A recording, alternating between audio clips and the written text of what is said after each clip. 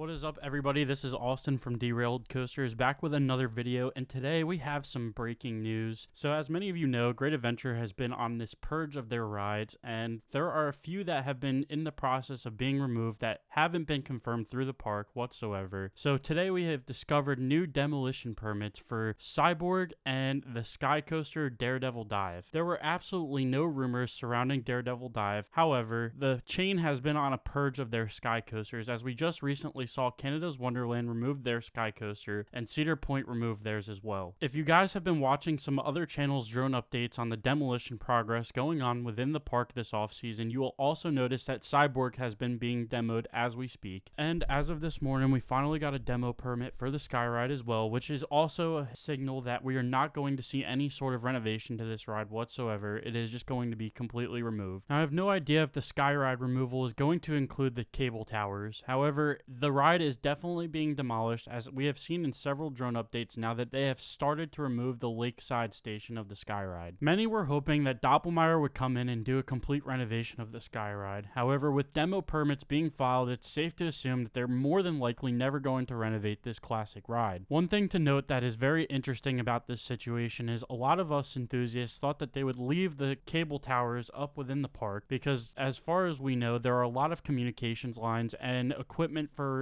park communications on those Sky Ride towers. So we'll see in this off season if they decide to remove those or not. It would look very strange within the park to not have those Sky Ride towers towering over the midways, as they have been an iconic look over the park skyline for many years. And well, it also doesn't make a whole lot of sense to remove them, because the park's not really opening up much space by taking them down. However, we know new Six Flags is very picky about the way the parks are going to look, so these Sky Ride towers may be considered an eyesore to the site of the park. Therefore, it wouldn't come as a surprise or a shock to anybody if these Sky Ride towers were to come down, actually. Another bit of information to note about the removal of Daredevil Dive, the Sky Coaster. The chain has been purging their Sky Coasters, and it's due to a very specific reason. These Sky Coasters are owned by third-party companies, and they're not actually owned by the chain itself. They're leased, and part of the income is given to the parks for hosting the rides within their properties. However, the parks are not making a whole lot of money on these Sky Coasters, as they don't really rack in the kind of income that you would hope they would for these kinds of parks. And because of this, it's also safe to assume that Great Adventure at the end of the 2025 season may also be in danger of losing their Slingshot ride and their go-kart track, because I believe the same is applied to both of these rides, as they are both upcharge attractions. I do not believe Six Flags owns the go-karts nor the Slingshot, so I believe that we will see the removal of both of these rides at the end of the 2025 season. 2024 and 2025 are going to be two of the roughest years in Great Adventure history, as we are now up to 8 ride removals in a single off-season. This is going to be a very interesting 2025 season to see how attendance will be and how much trust the general public still has left in the park and the chain after all of these ride removals. Still, with all of this going on, I am going to remain hopeful that we are just in a transition period for the park, and I'm really hoping that the future remains bright for Six Flags Great Adventure, as a lot of these ride removals were probably in the near future anyway. King Naka's service life was only estimated to be 15 years, and we got it for almost 20. Green Lantern wasn't very popular, and none of the other rides that are being removed were really that popular, and didn't really see a whole lot of ridership either. So it doesn't come to me as a surprise that a lot of these rides are being removed now, as this would probably be in the best interest for the business strategy of Cedar Flags to do. So that's going to do it for this video, guys. I hope you enjoyed the video, and I'm glad to get these updates out to you guys as soon as I learn about them. If you guys want any more content like this, make sure you follow the channel, and I will see you in the next video. Derailed Coasters out.